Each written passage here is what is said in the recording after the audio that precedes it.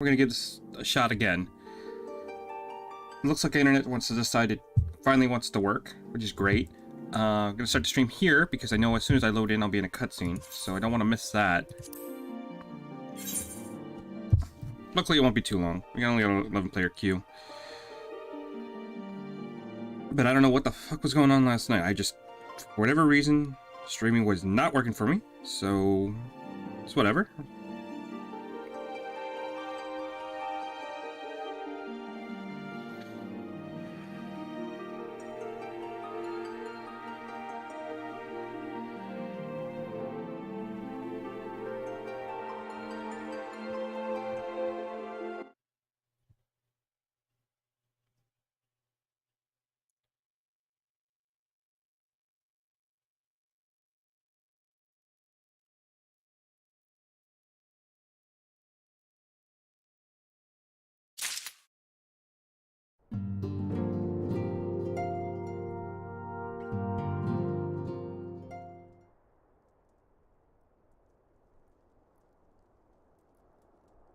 You're safe. Thank the 12.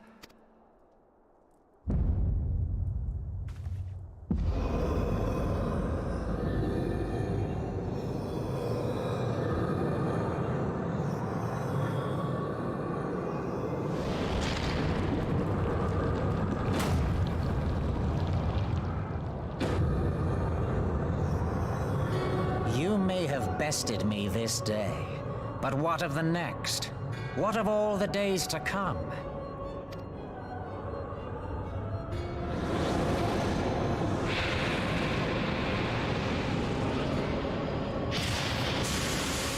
Remember, light no longer holds sway here. I may return whensoever I wish, again and again and again.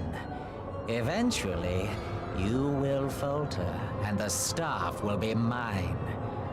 Until next time, Scions.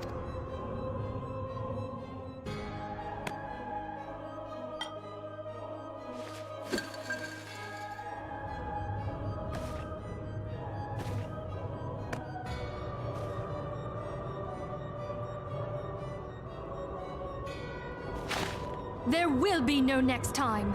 This is the end.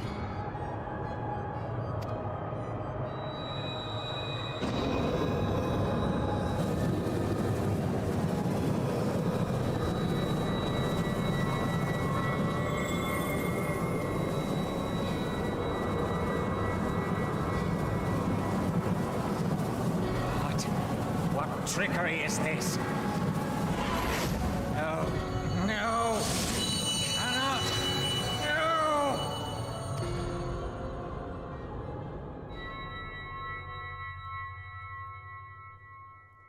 Use Tube Samati to gather ether. Quickly, before he breaks free!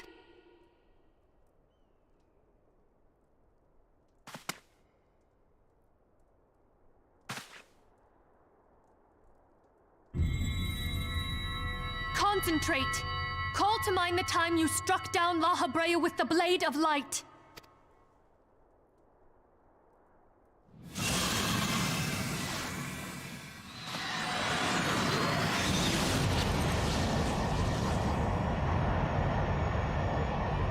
Why won't it work? Is it because we lack the blessing of light? Damn it. So much ether. And it still isn't enough. Fools! No mortal prison can contain me! I shall make you pay for your insolence!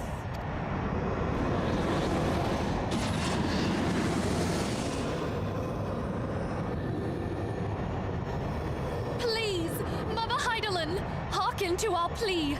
Lend us your divine light. Why can you not hear us?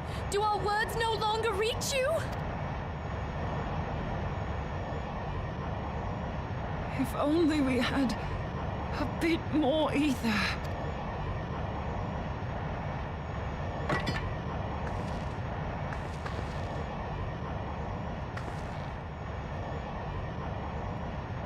Moonbreeder, what are you doing?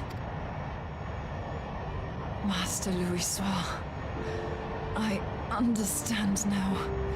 The choice you made in death. There is life.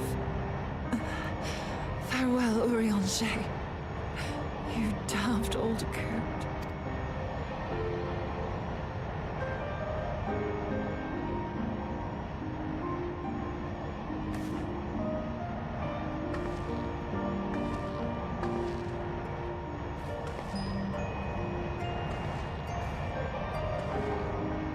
Moonbreeder! No! You mustn't!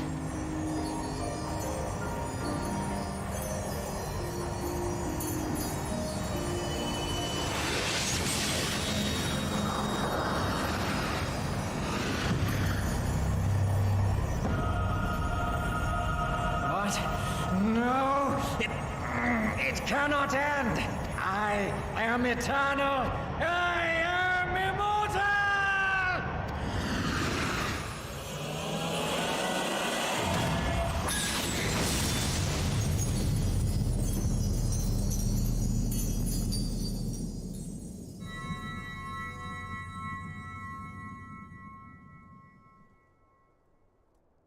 Moonbreeder. She's gone.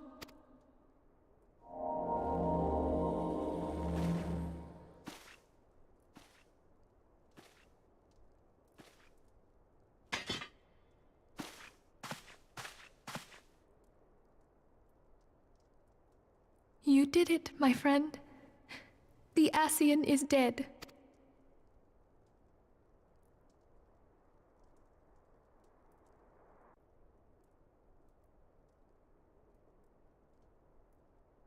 This device is a legacy of Moonbreeder's toils and sacrifice. I shall hold on to it for safekeeping. Minthelia, are you all right? I am. Oh, we were surveying northern Thanalan when we received the distress call. We returned as swiftly as we were able. It seems you have everything in hand, however. What happened here? Where is Moonbreeder?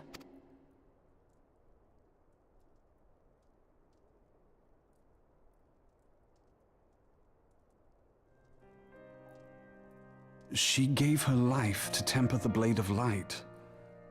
I have no words. Rather than await the inevitable, she took her fate into her own hands. Does Urianger know?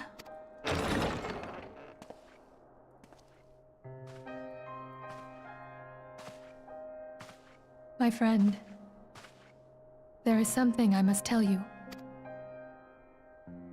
I heard all, my lady. The moon sinketh, taking her leave of the heavens.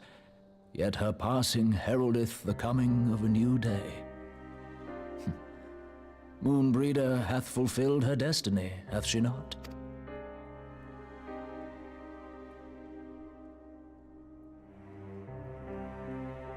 Long ago, far across the seas in the Charlayan motherland, Moonbreeder and I did study under the sage tutelage of Master Louisoix. Full oft did he impress upon us that knowledge existeth to serve the greater good, in spite of vehement Didn't mean to do that. He founded the Circle of Knowing, and journeyed hitherto the heart of Eorzea. Through his noble sacrifice was the realm spared its doom. Yet this great soul, whom all should rightly have honored, was branded a pariah in his own land. His peers did accuse him of forsaking his duty as a man of learning, and of meddling in the course of history. When he left Charlayan behind, Master Louisoix gave no word to signal his intent to Moonbreeder. Close as they were, as master and disciple, she was deeply wounded by the sudden exclusion from his confidence. Above all, however, she was confused. Try as she might, she could ill comprehend her master's motive. The slanders that were heaped upon him after his passing served only to inflame the turmoil within her. For years upon end, she knew not what to believe. Torn as she was twixt the man whom she revered and the man who forsook her and his duty both. The Louisois I knew would never forsake his duty, much less one of his own. This I know full well, my lady. 'Twas not for want of love that Master Louisois hid his intent. He but desired that Moonbreeder discover her own path, free of the shadow of his influence. Long did I contemplate revealing the truth to her, and long did I hold my peace. After all, was it not Master Louisois' wish that she come to the truth unaided? I told myself it was, and resolved to let her suffer. Knowingly did I deny my friend the comfort she craved. And now she hath gone to her rest, with doubt still in her heart.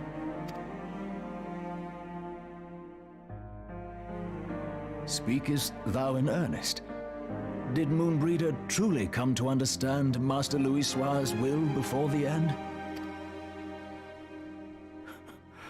The realization hath set her free. She may now find the peace which hath for so long eluded her. Oh, Moonbreeder, my dearest, how I shall miss thee. Moonbreeder gave her life that we might possess the means to defeat the Ascians. Her sacrifice must not be in vain. Let us continue her work on the Blade of Ether and see it to completion. My lady, I would mourn Moonbreeder in mine own way. I beg your permission to return to the Waking Sands. Of course, my friend. Take all the time you require. We shall be here should you have need of us.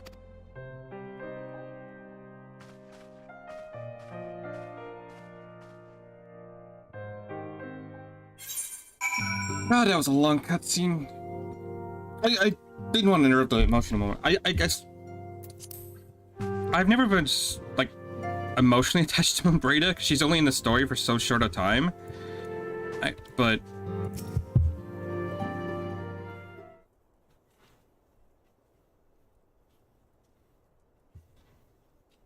like maybe if she was in there a little bit earlier, I would have probably been more emotionally attached.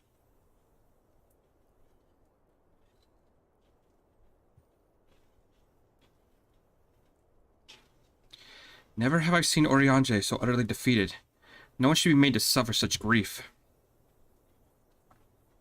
We shall gather in the Charlene Manor to celebrate Moonbreeder's life and mourn her passing.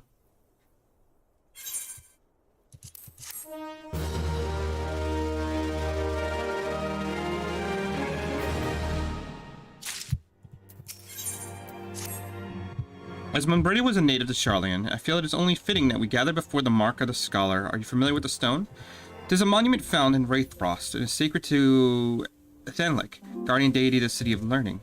There shall we pray for our dear friend's soul and bid her a peaceful return to the light of the Mother Crystal.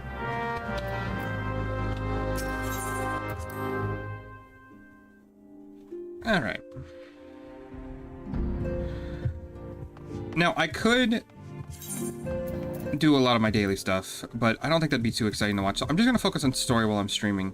It's unfortunate, I would have knocked it out earlier, but then again, like I said, as soon as I logged in, we would have been in a cutscene, and if I tried to do that, we would have skipped all that. But there's always next time.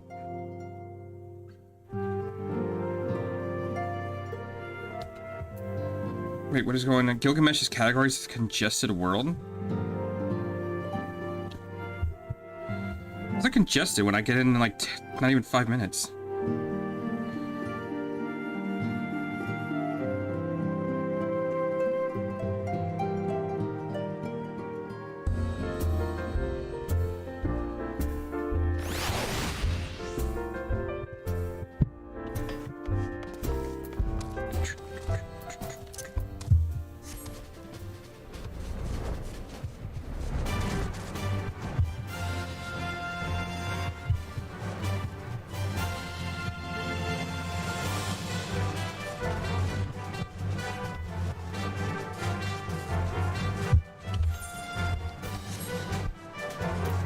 Alright, so I'm gonna try to knock out as much plot as possible. I feel like we don't have too much more to go.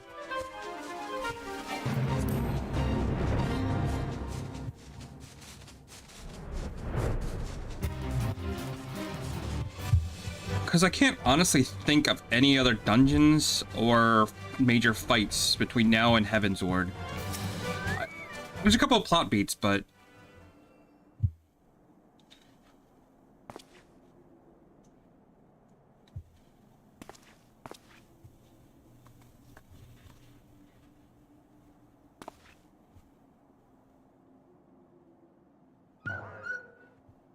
the fuck was that noise?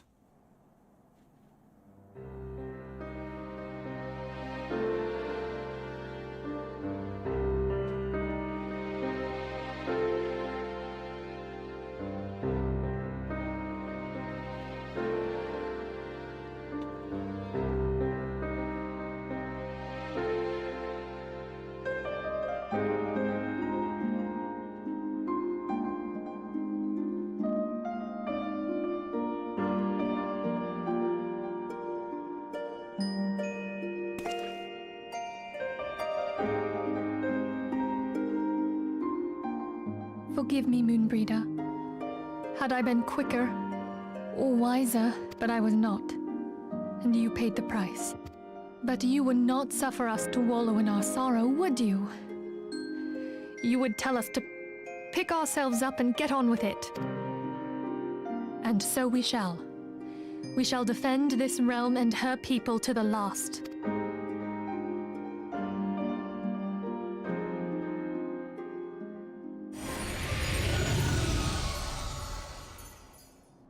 Life for death, a fair exchange.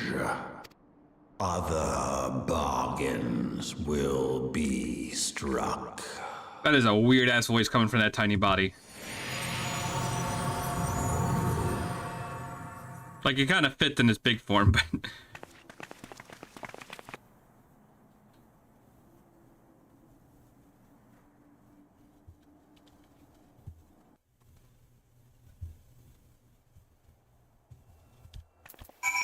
Speak with Minfilia of the Rising Stones. Got it.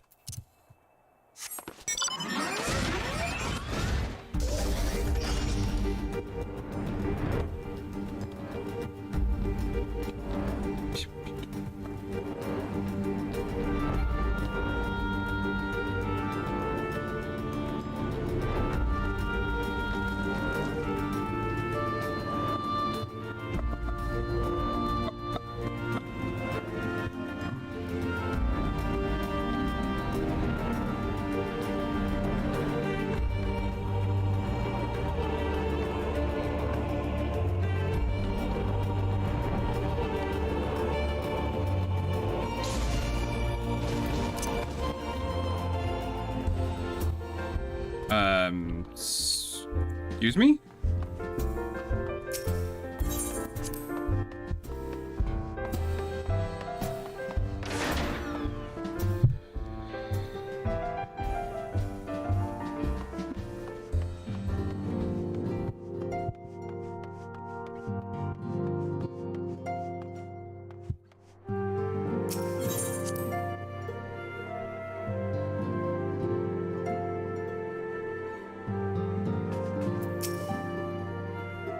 Though we've said our farewells, the pall of sadness has diminished but little. Forgive me, as a descendant, it is my job to be the pillar of strength for all others to lean upon.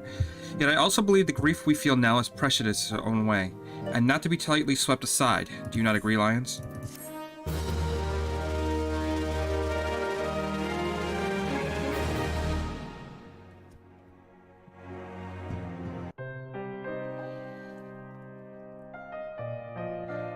Tis as if a dagger has been thrust into my breast. But it is a pain we must learn to bear if we are to forge ahead with our duty. The battles we have fought have taken the lives of so many. Louisoix, Moonbreda, our fellows at the Waking Sands. Their spirit and dedication to our cause, however, will never be lost as long as we rise to fight once more. I hardly need to remind you of this, of course. 'Tis for my own benefit that I repeat these words, affirmation of my own chosen path.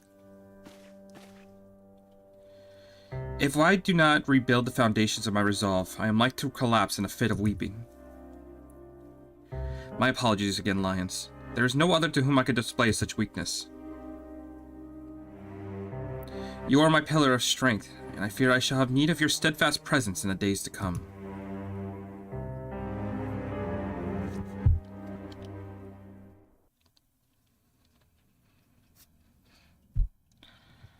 A victory won, a comrade lost, and to honor the fallen, the living forge ever on toward the light of a new day.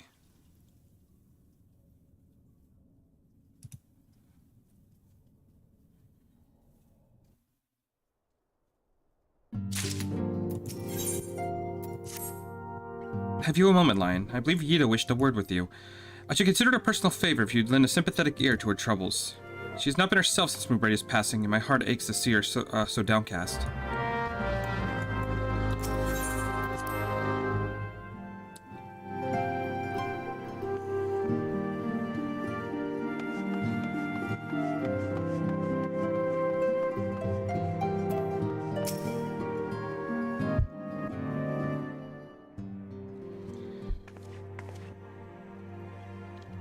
Hey, it's Lions. Great. Oh, it's no use. I'm trying to stay positive, but it's just so hard, you know? The thing is, I know Moon would tell me off if she saw me moping about like this, which is why I decided to cheer myself up by giving her a special flower. I placed an order for a moon daisy with Rowena a little while ago, and it's ready to be picked up. The trouble is, I find Rowena a bit difficult at the best of times, and well, this isn't one of them. I know it's silly, but I can't face it at the moment. So I was wondering, do you think you can maybe collect it for me? I have the coin to pay for the flower right here. Thank you so much. I'll be waiting for you in the daisy at Wraithfrost.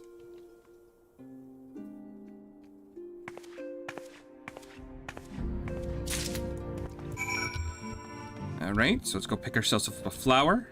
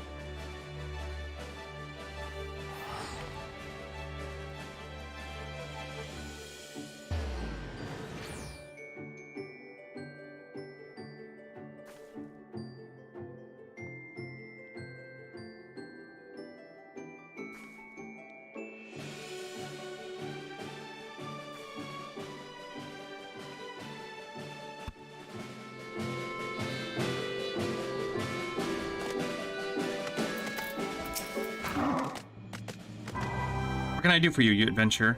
Eldritch trinket to trade? They got you running errands now. Them Scions really know how to make most of them protect your talents, don't they? Sending the savor of Eorzea to the bleeding market. Fine, use of your time, that is. Seriously, though, it's best to learn to say no. Then you have, or they'll have you mucking about the chocolate stables next. Anyway, what is it you wanted to pick up? The moon daisy, was it? Here then, take it. And tell Yida lass, I've got a wide selection of headwear to stock if she ever decides to replace that shoddy old mask of hers. God knows she needs to.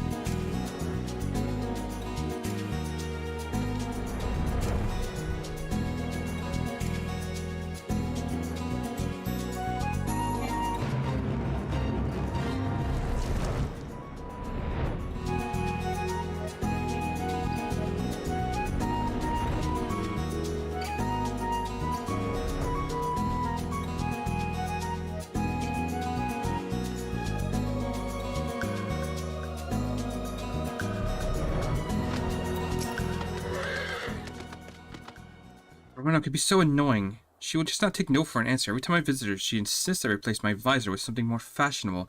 When I tell her I like it the way find it the way it is, she says again and then again and then again. It drives me crazy. What I mean to say is, I really appreciate you doing this for me. So anyway, let's see it.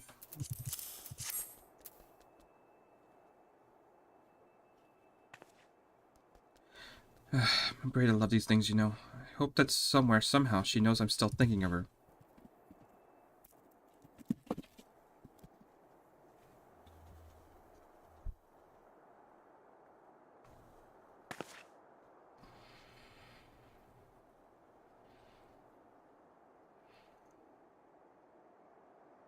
I'll never forget you, Moon. None of us will.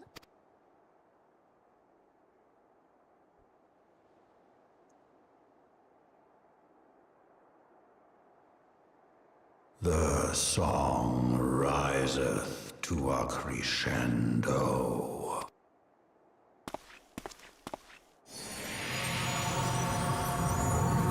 Hey, morning, your friend. Oh yeah, by the way, there's the dragons that are coming.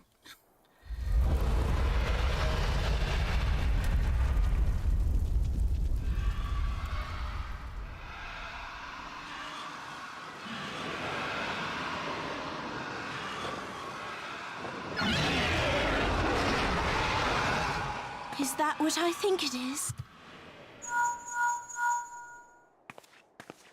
Hello, can you hear me? We have received grave tidings from Ishgard. Pray return to the Rising Stones at once.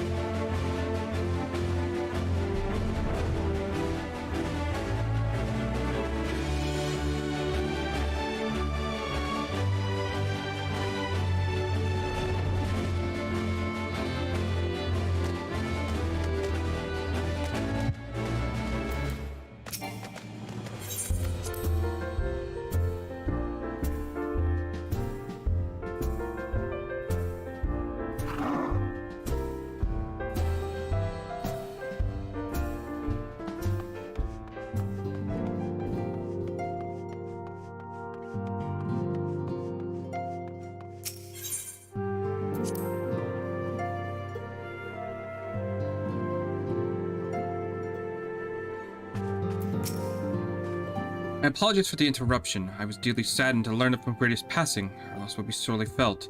Alas, recent developments in Ishgard leave us little time to mourn. The envoy of the Kothars will arrive soon, and must hasten to hear the report.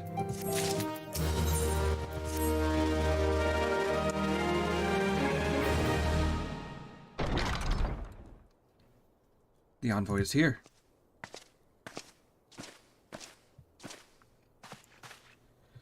I thank you for receiving me at such short notice. Time is of the essence, so I would not forgive the usual pleasantries if I may. Certainly. You come with news of the Dravanians? Aye, the dragons have begun their attack in earnest. The first wave reached the Central Highlands a short while ago, and battles joined soon thereafter. Sir Emmerich himself sailed forth with a contingent of the Temple Knights and several companies of the noble house's finest. Though the beasts were ultimately forced into retreat, our victory, as such it may be called, came at the cost of many of our own. Too many. We will not withstand a second wave should the Dravanian renew their assault. You paint a grim picture, my lady. Is it reinforcements you seek, then?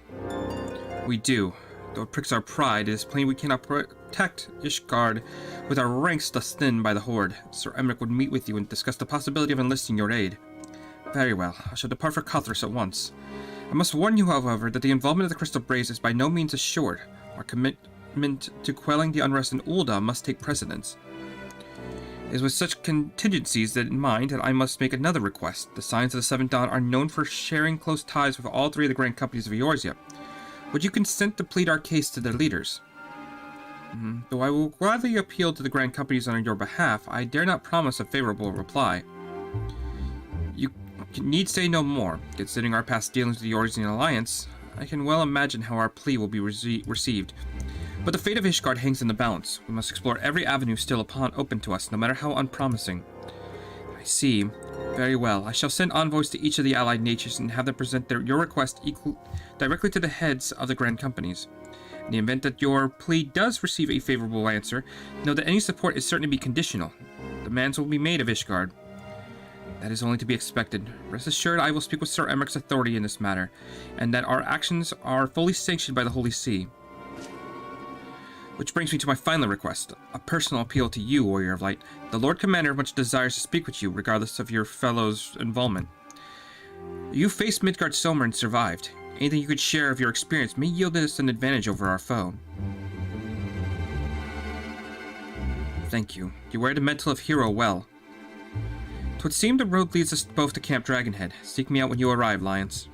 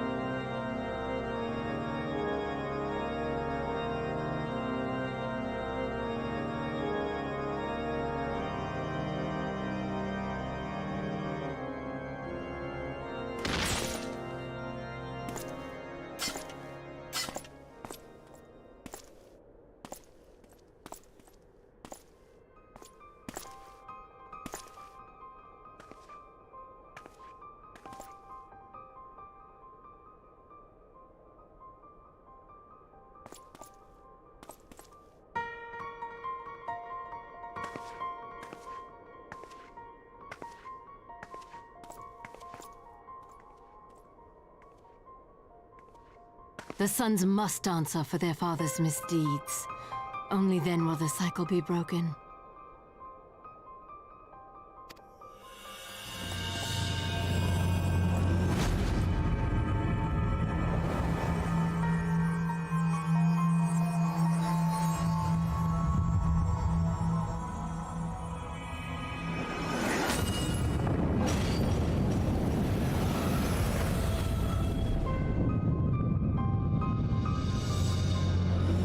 Brothers and sisters of the heavens, we raise our voices and join you in the chorus.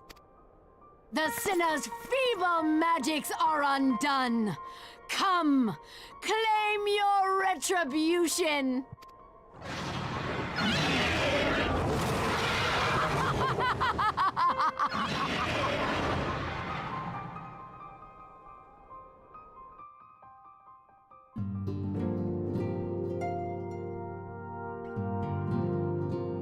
Yeah, we've definitely got to be getting close.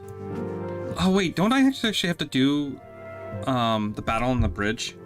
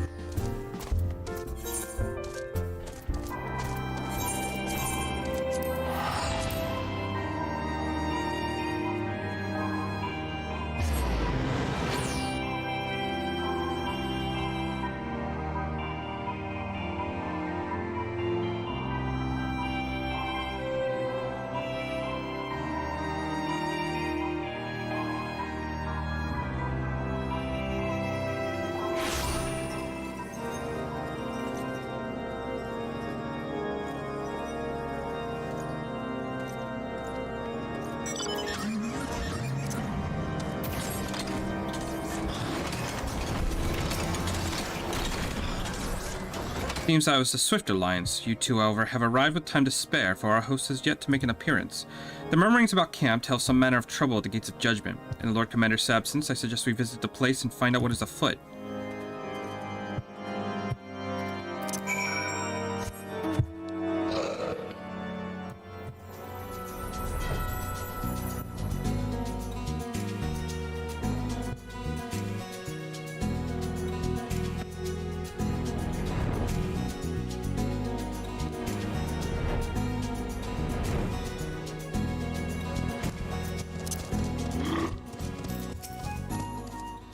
Gates of Judgment are much more than mere doors. They are the outmost layer of Ishgard's magical wards. It is our first line of defense can be so easily shattered.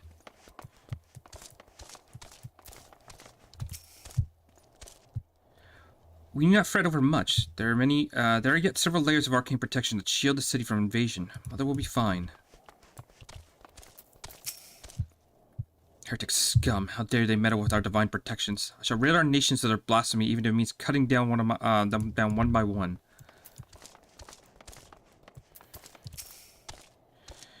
When I laid eyes upon Lady Iceheart, I felt the marrow freeze within my bones.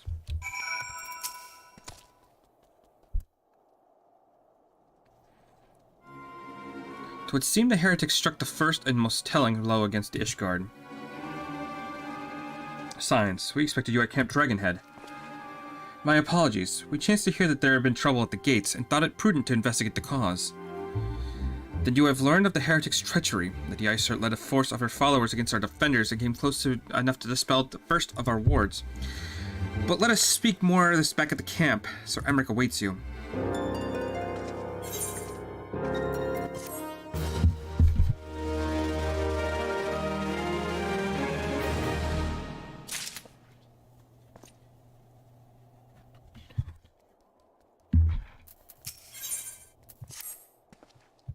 Lady Iceheart has grown bold indeed if she would risk direct action to the city. Come, let us do what we were bid and return to Camp Dragonhead. Lord Hashafant will know where Sir Emmerich means to receive us.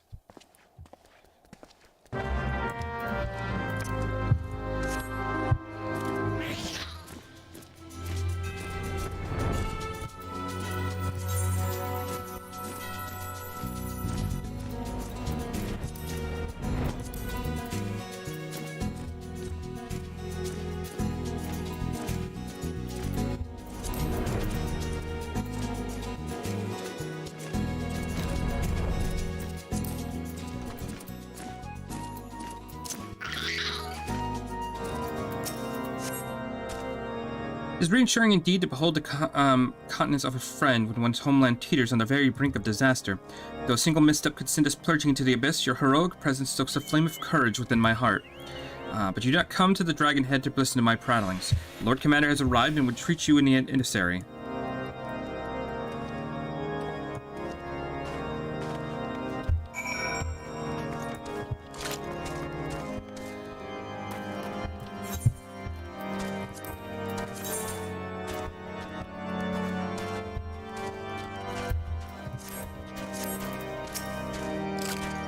Greetings, sir. Shall I show you inside? Yep.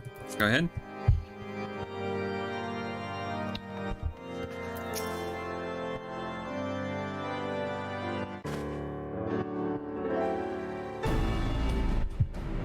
I thank you for coming with such haste, and apologize for my absence. Suffice to say, Lady Iceheart and her heretics have much to answer for. Yes, we are but recently returned from the Gates of Judgment ourselves. Given the circumstances, we can't understand if you would prefer to postpone your appointed audience.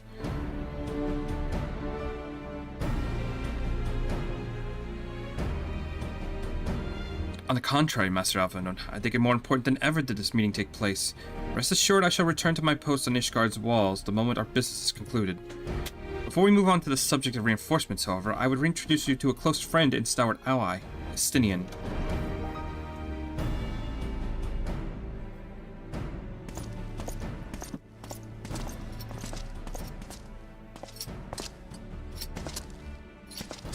Hey buddy, it's good to see you again.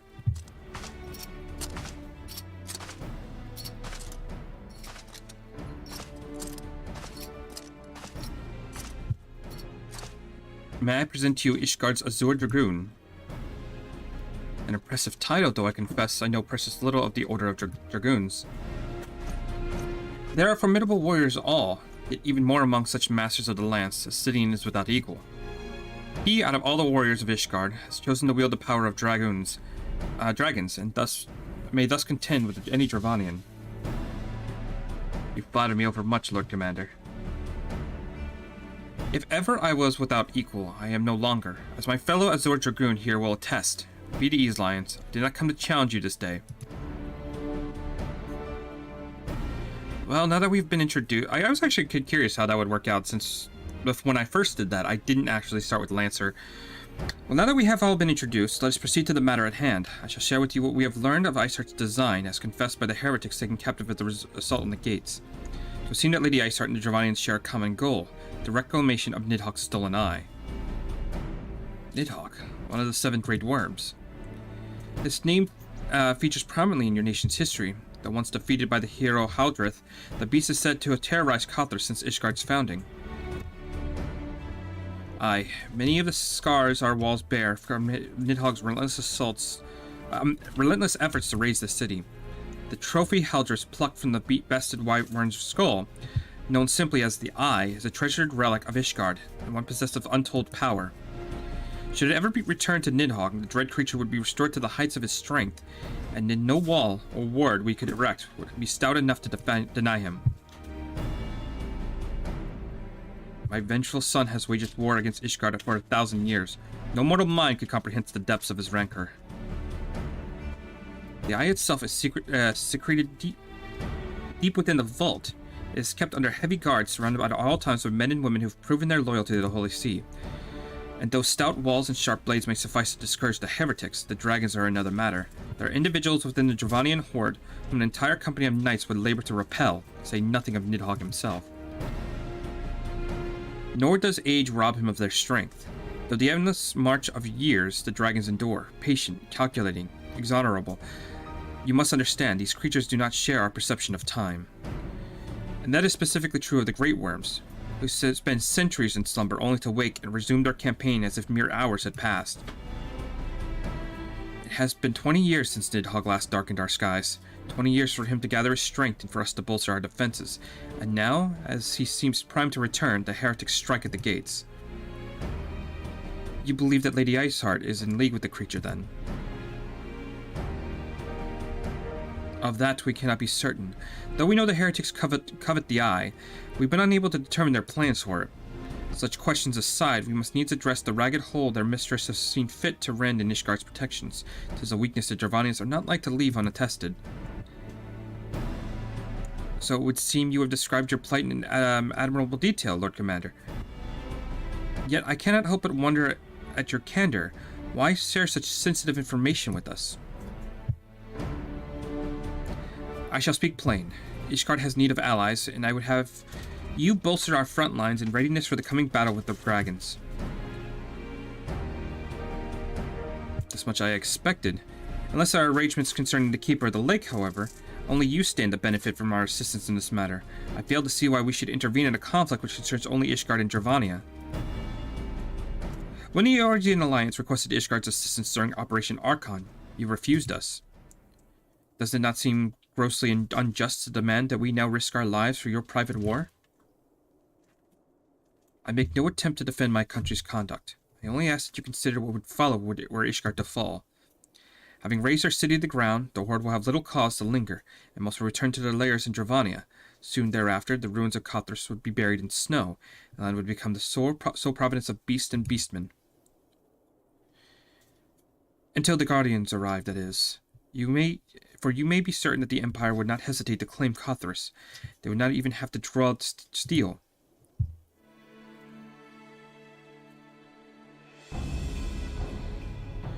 An Imperial Providence sharing a border with Mardona. 7 hells. Very well. We will assist you in repelling the dragons. The roar of the Great Worm may have shaken the firmament, but we of Eorzea will not abandon our Ishgardian brothers to face the coming horde alone. Nor did I think you would. Now, upon the matter of the roar, allow me, Sir Emmerich. Though the power of the Eye, I have become a vessel of Nidhogg's strength. His essence has stolen into my very blood. Fear not. I am in full control of my faculties, I assure you. And the eye itself is of no relevance to this tale. It is not essential that I bear it with me wherever I go. Its lingering influence does, however, allow me to hear Nidhogg's voice. Then when the worm roared, was Nidhogg I. He means to hurl his horde against the Danafin's collar and shatter the remaining wards that protect the city. There can be no doubt. The worm has summoned his minions to war.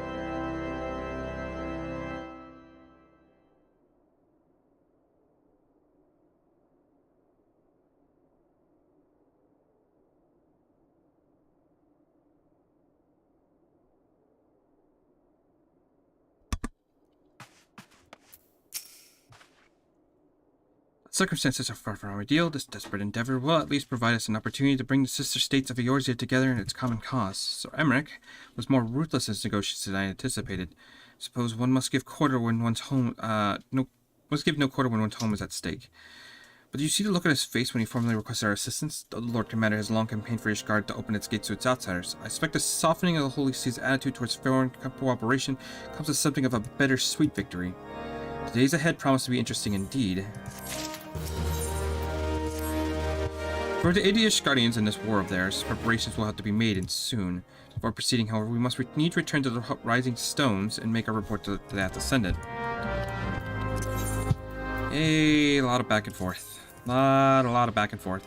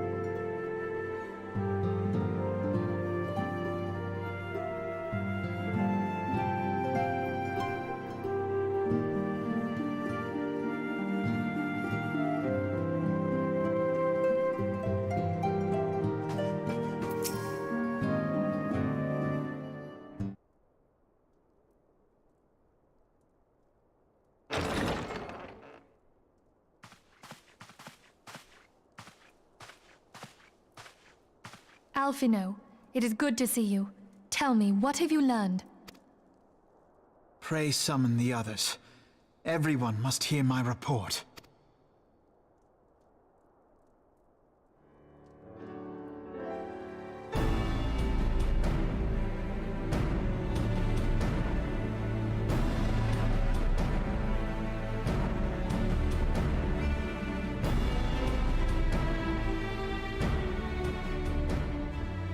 So this was all but a taste of what's to come. Indeed. The main host advances upon Ishgard as we speak. Whose vaunted defenses have been nullified. Shorn of its wards, the city will bear the full force of Nidhogg's fury. All those people. Alphino is right. The Dravanians cannot be allowed to prevail. If Ishgard falls, all of Eorzea will suffer the consequences. Then you agree that we have no choice but to intervene. For the good of the realm, the Scions of the Seventh Dawn and the Crystal Braves must join the defense of Ishgard.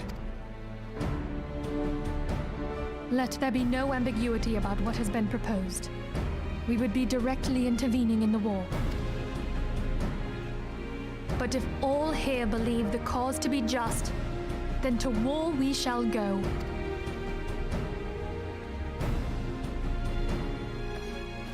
The path we now embark upon is perilous, but I pray you will walk with us to the end.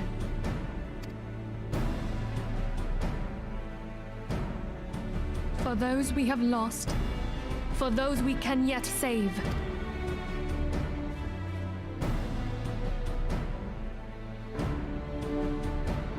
Then it is settled. I shall inform the Council of our intentions and request that they contribute their own forces to the defense of Ishgard.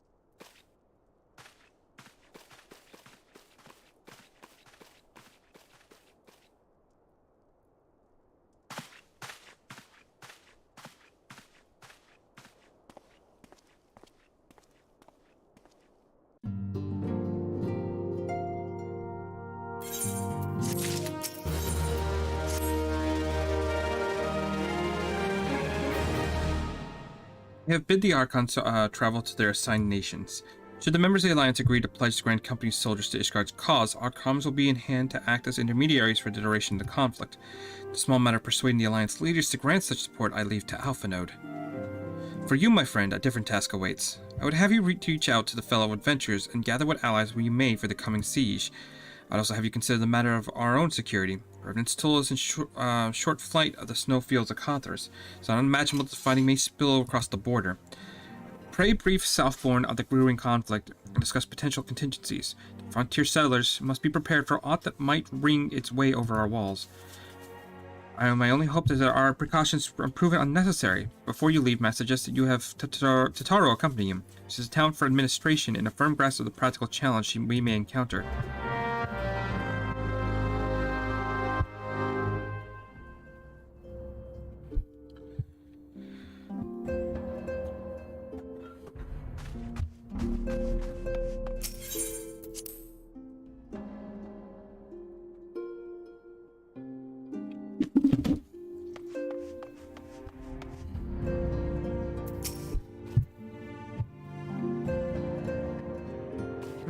We are rather close to Kothras, aren't we?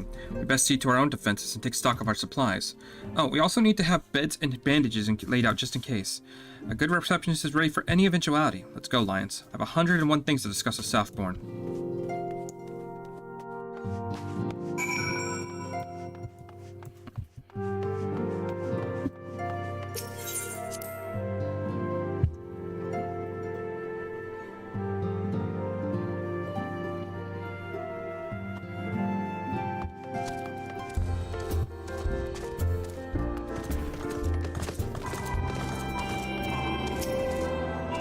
Appreciate the warning. If war is coming to Kothras, then Ditol must be made ready. Increase the number of patrols and lookouts immediately. I'll see about finding room for the infirmary as well as temporary housing for the victims of the conflict. Ishgard has done well by us in the past, and I would return the favor. But as for rounding up volunteers for the fighting itself, I'm afraid I must disappoint you. I must send my fellow guild members to die on Ishgardian soil, and I'm certain headquarters will say the same. There will be no official adventurers guild present at the siege. That said, each adventurer is of course free to do as he or she will. I shall send word of some of the more capable colleagues on your behalf. You might try your luck at Redden's Toll. I dare say there are a few stout souls about town who will answer your call to arms. Let's get started, shall we? We have a town to rouse.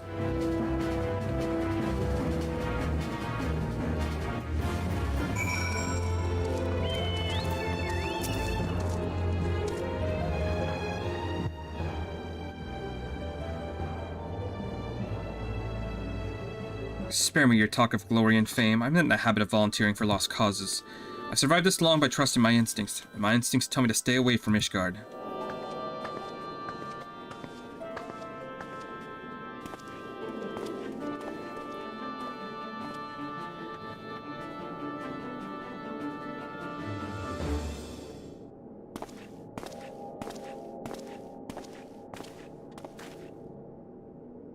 Ishgard sounds like she's in a right mess, and that ain't what I wanted to talk to you about. I need you to cast your mind back to the scuffle with the Empire out by the processing plant. A lad from Little Alamiga by the name of Wilfred was there on that fort that day, and I want to know if you've seen him since, have you? God damn it, I feared as much. No one's bloody seen him. It's like the ground opened up and swallowed him whole. But that ain't all. About the time Wilfred stopped turning up for duty, then black market weapons went missing from our vault in Ul'dah. And so now, of course, half the blades suspect the lad of making off with the goods. Folks like to believe our company's a disciplined fighting force. As you and me both know, it's no more than a motley collection of mercenaries, adventurers, and Grand Company veterans. The only thing binding us together is some vague oath about fighting for the freedom of all. That and the steady pay. Now, compared to most others in the crew, Willard's a fresh-faced novice, a bleeding whelp amongst wolves. But the boy's got passion. When he talked about being a guardian of Eorzea, he bloody well meant it. A lad like him wouldn't rob us blind and bugger off like that. He ain't the type. And then, and this is just between you and me, mind, there's the fact that the lad went and told me something queer about he noticed in the ledgers. Something about the Braves numbers not adding up. Aye, there's a villain at the ends of this trail I stumbled upon. I bet me good eye it ain't young Wilfred. Anyway, we got a war to wage. I'll let you get on. I thought someone should know. I'll be seeing you, Lions.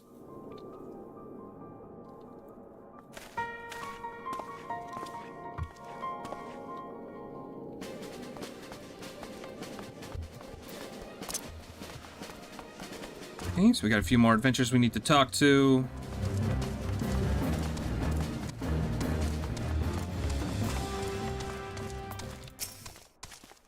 So Ishgard seeks sellswords to bolster its ranks, eh?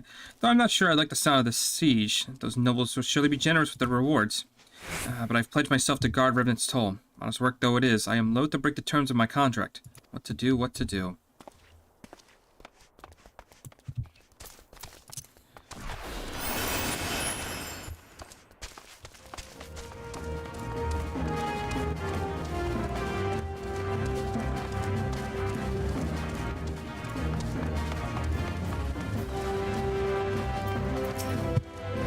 Volunteer my services in defense of Ishgard? I think not. Dragons claim the lives of every one of my brothers. I don't mean to offer them mine. So to escape such a fate that I took the mantle of adventure in the first place. I'd sooner die in the pursuit of fortune than huddled behind an icy wall.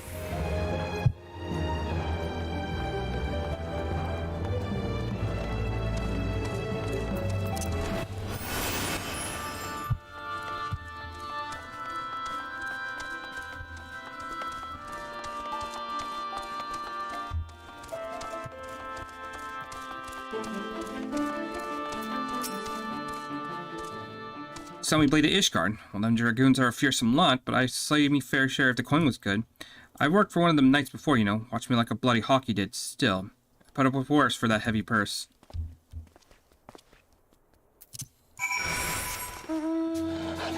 Alright, now just to return to Tataru.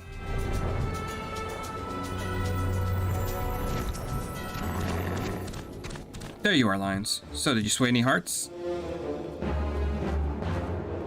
One or two? Well, added to mine, that makes 3 or 4, not including Southport's friends. We don't have the largest company in the army. Right, say one Revenant Soul veteran is worth a dozen clanking knights at least. Oh, so I've been so caught up in recruiting that I almost forgot. There's been word from Alphanode. Apparently the Alliance leaders are conversing in Ul'dah to discuss Ishgard's plight. And they've requested your presence, as usual. Anyway, you best make your way to Ul'dah, or you'll be late. Alphanode said he would meet you at the Royal Promenade.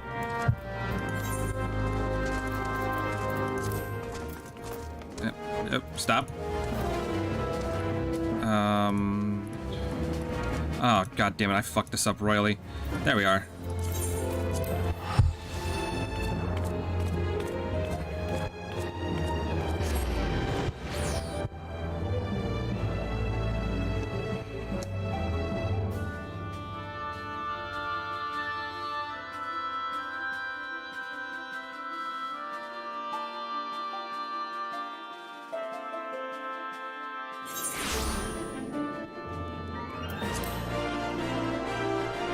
Actually, you know what?